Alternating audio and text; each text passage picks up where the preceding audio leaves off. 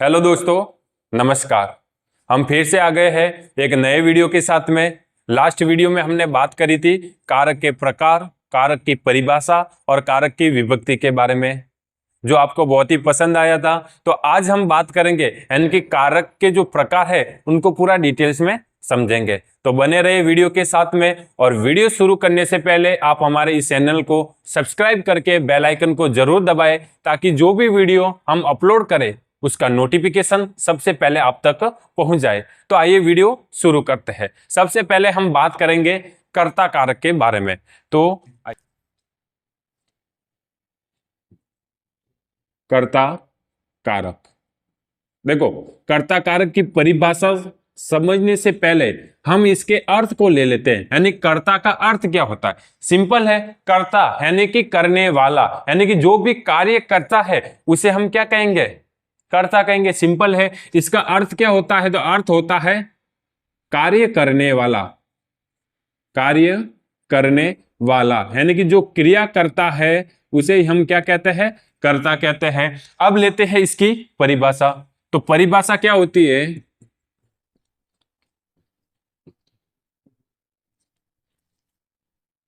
संज्ञा या सर्वनाम के जिस रूप से क्रिया करने वाले का बोध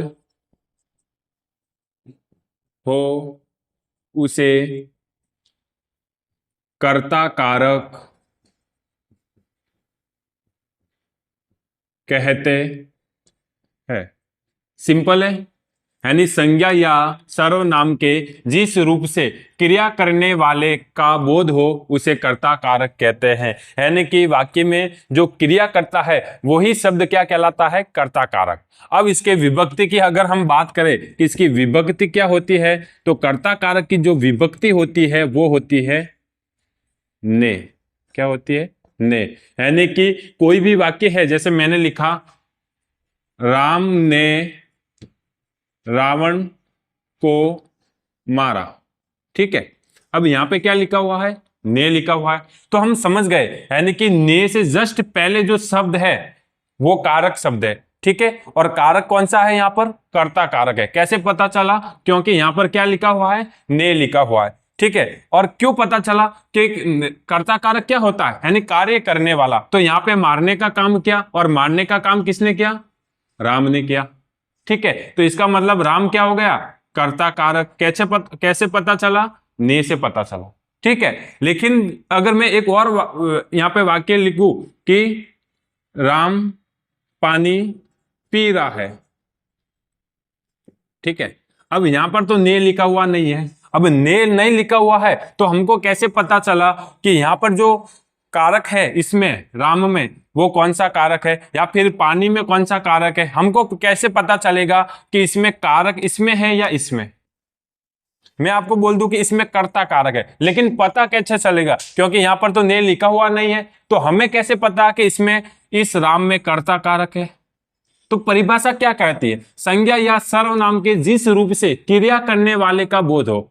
तो यहाँ पे पीने का कार्य हो रहा है, और ये कार्य कौन कर रहा है? राम कर रहा है। तो यहाँ पर ने नहीं लिखा हुआ है, फिर भी हमको पता है कि यहाँ पे कर्ता कारक है। क्यों है? क्योंकि यहाँ पे कार्य करने वाला कौन है? राम है। इसलिए हमको पता चल गया कि यहाँ पर कर्ता कारक है। अब आपके माइंड में एक सवाल आ रहा होगा कि यहाँ पर ने क्यों नहीं आया?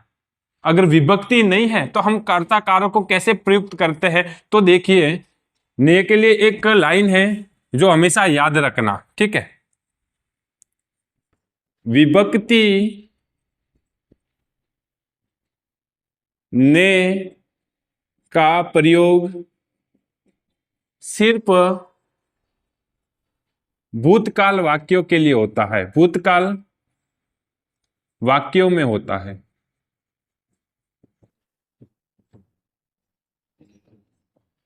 समझ आया आपको? क्या कह रहा है कि विभक्ति ने का प्रयोग सिर्फ भूतकाल वाक्यों में होता है। लाइट चली गई है। ठीक है, लाइट आ गई है। अब हम अपने वीडियो को कंटिन्यू करते हैं। यहां पर मैंने एक लाइन लिखी, विभक्ति ने का प्रयोग सिर्फ भूतकाल वाक्यों में होता है। यानी कि अगर वाक्य भूतकाल में है तो ही ने का प्रयोग होगा, वर्तमान और भविष्य काल में है तो फिर हम ने का प्रयोग नहीं करते हैं। ठीक है, अब बात कर लेते हैं कि कर्ता कारक के रूप कितने होते हैं। तो कर्ता कारक दो रूप में प्रयुक्त होता है। कितने रूप में प्रयुक्त होता है? दो रूप में। पहला जो रूप होगा वो होगा परसर्ग सहित, परसर्ग सहित, और दूसरा रूप होगा परसर्ग रहित। अब आपके मन में आ रहा होगा कि ये परसर्ग क्या होता है। ठीक है, तो परसर्ग का मतलब आप वाक्यों के अंदर का, की, के, ने, पर, में ये सारे शब्द देखते हैं, यानी कि जो विभक्ति वाले शब्द होते हैं वही क्या होते हैं? परसर्ग होते हैं। तो परसर्ग सहित कब होंगे? जब भूतकाल में वाक्य होगा। किसमें होगा? भूतकाल में वाक्य होगा, तब ने विभक्ति का प्रयोग होगा, तो वो होंगे भूतकाल सहित। और परसर्ग रहित कौन सा होगा? यानी जिसमें परसर्ग का प्रयोग नहीं होता, यानी कि ने का प्रयोग नहीं होगा, और वो वाक्य होंगे वर्तमान काल और भविष्य काल। ठीक है, जब भविष्य काल और वर्तमान काल में वाक्य होंगे तो परसर्ग नहीं होगा, और जब भूतकाल में वाक्य होगा तो परसर्ग का प्रयोग होगा। और कौन से परसर्ग का प्रयोग होता है? वो होता है ने का। आया समझ में? अब हम इसके ले लेते हैं उदाहरण। पहला उदाहरण, महेश खाना खा रहा है। अब देखो यहां पे क्रिया हो रही है खाने के। ठीक है, अब खाना कौन खा रहा है? महेश खा रहा है, यानी कि महेश यहां पे क्या कर रहा है? क्रिया कर रहा है। तो इसका मतलब महेश क्या हो गया? कर्ता कारक। ठीक है, अब यहां पर ने विभक्ति का प्रयोग नहीं हुआ है। क्यों नहीं हुआ है? क्योंकि ये जो वाक्य है वो कैसा है? वर्तमान काल का वाक्य। कैसा है? वर्तमान काल का। ने का प्रयोग कब होता है? जब वहां पर भूतकाल में वाक्य होता है। देख लेते हैं, यदि इसी वाक्य को हम भूतकाल में प्रयुक्त करते हैं, जैसे कि महेश ने खाना खा लिया। अब ये जो वाक्य है ये कैसा है? भूतकाल वाला वाक्य है, इसीलिए यहां पर किसका प्रयोग हुआ है? ने का। तो आपको ये वीडियो पूरा समझ में आ गया होगा। अब इस वीडियो तो अब बात कर लेते हैं कर्म कारक के बारे में। तो कर्म कारक का अर्थ क्या होता है वो सबसे पहले हम समझ लेते हैं। कर्म कारक, कर्म कारक का जो अर्थ होता है, यानी कि कर्म कारक क्या होता है? तो इसका अर्थ होता है जिस पर क्रिया का प्रभाव पड़ता है। जिस पर क्या पड़ता है? क्रिया का प्रभाव पड़ता है।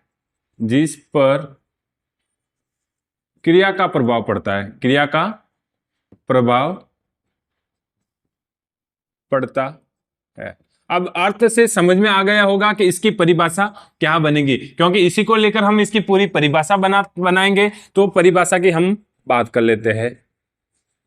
तो कर्म कारक की परिभाषा बनेगी संज्ञा या सर्वनाम के जिस रूप से क्रिया, जिस रूप पर क्रिया का प्रभाव पड़ता है उसे कर्म कारक कहते हैं। ठीक है, और कर्म कारक की विभक्ति क्या होती है? तो कर्म कारक की विभक्ति होती है को।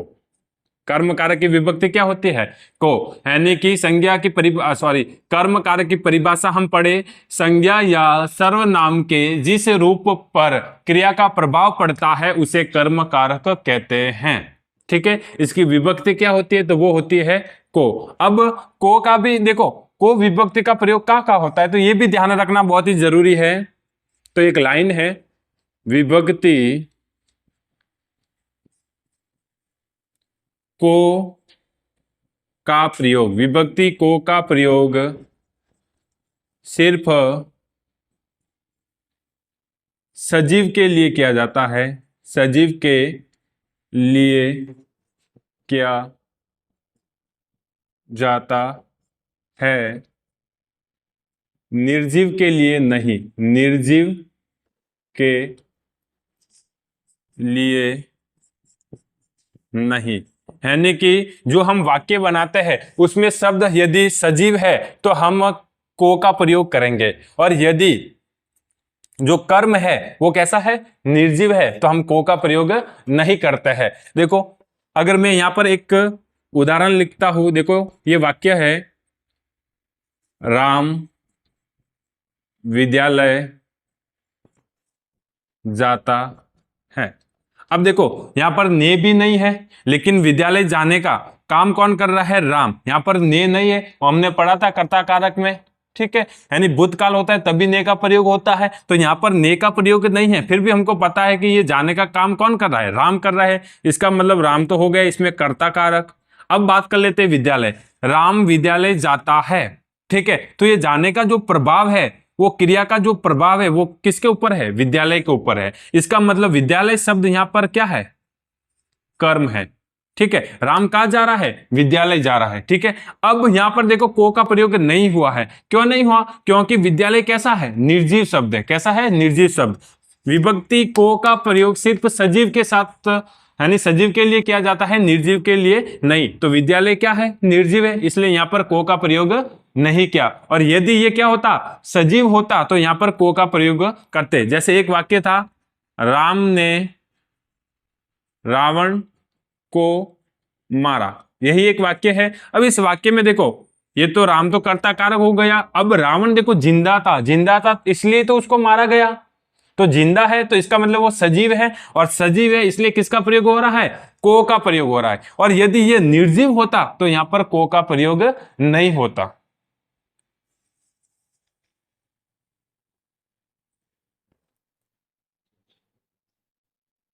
इस तरह से बहुत सारे वाक्य बनते हैं जिसमें अगर वो वाक्य सजीव वाला है तो को का प्रयोग होगा, और यदि उसमें कर्म निर्जीव है तो को का प्रयोग नहीं होगा। यानी कि को से हमें पता चल जाता है कि वो वाक्य कौन से कारक वाला है, तो वो उस वाक्य में जो कारक है वो कारक होगा कर्म कारक, ठीक है। अब बात करते हैं करण कारक के बारे में, यानी कि करण कारक होता क्या है। तो करण कारक देखो मैंने पहले ही बताया था कि हर किसी शब्द का शाब्दिक अर्थ पता होना जरूरी है, यानी कि कर्ता कारक का अर्थ होगा, क्या होगा, करण का अर्थ होता है साधन, क्या होता है, साधन।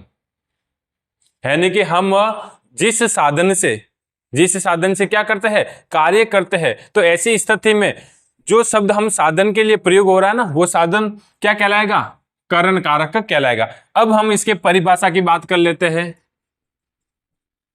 कि करण कारक की परिभाषा क्या होती है। तो संज्ञा या सर्वनाम के जिस जिस रूप से किसका बोध हो रहा हो, साधन का, जिस रूप से क्रिया करने का बोध होता है उसे करण कारक कहते हैं, ठीक है। यानी कि जब भी हम किसी वस्तु यानी किसी संज्ञा से हम कार्य करेंगे तो वो जो संज्ञा होगी वो कौन सी संज्ञा होगी, वो संज्ञा जो होगी उस संज्ञा में जो कारक होगा वो कैसा कारक होगा, करण कारक होगा। अब इसकी विभक्ति की बात कर लेते हैं। तो इसकी जो विभक्ति होती है वो होती है से, ठीक है। अब लेते हैं इसके उदाहरण। सबसे पहला उदाहरण लिखता हूं, मैं किससे लिख रहा हूं, मार्कर से, ठीक है। हम लिख लेते हैं, मैं कलम से लिखता हूं। मैं कलम से लिखता हूं। अब ध्यान देना यहां पर क्या हुआ, प्रयुक्त हो रहा है से, यानी कि से जस्ट पहले वाला जो शब्द होगा वो शब्द कैसा कारक होगा, करण कारक, क्योंकि हमको पता है अपने लिखने का साधन क्या है, कलम है, इसलिए यहां पर क्या प्रयुक्त हो रहा है, से प्रयुक्त हो रहा है। ऐसे ही और उदाहरण, वह बस से विद्यालय जाता है। ठीक है, अब देखो वह बस से विद्यालय जाता है, अब यहां पे वह है तो वह में कौन सा कारक है, तो कर्ता कारक, क्योंकि यही विद्यालय जाने का कार्य कर रहा है। यहां पर विद्यालय कैसा है, कर्म कारक है, क्योंकि इस पर क्रिया का प्रभाव पड़ रहा है। और वो किससे जाता है, उसका साधन क्या है, तो उसका साधन है बस, इसका मतलब यहां पर कौन सा कारक है, करण कारक है। तो आपको ये करण कारक भी आसानी से समझ में। अब बात कर लेते हैं संप्रदान कारक के बारे में। तो संप्रदान कारक क्या होता है, तो सबसे पहले हम क्या करेंगे, इसके अर्थ को जानेंगे, यानी संप्रदान का अर्थ क्या होता है। तो संप्रदान का अर्थ होता है देना, क्या होता है, देना, यानी जिनके लिए क्या हम कार्य करते हैं, जिनके लिए हम क्या करते हैं, कार्य करते हैं, या फिर हम बोल सकते हैं दान करना, देना या फिर दान करना। परिभाषा होगी कर्ता जिसके लिए, कर्ता जिसके लिए कार्य करता है अथवा कर्ता द्वारा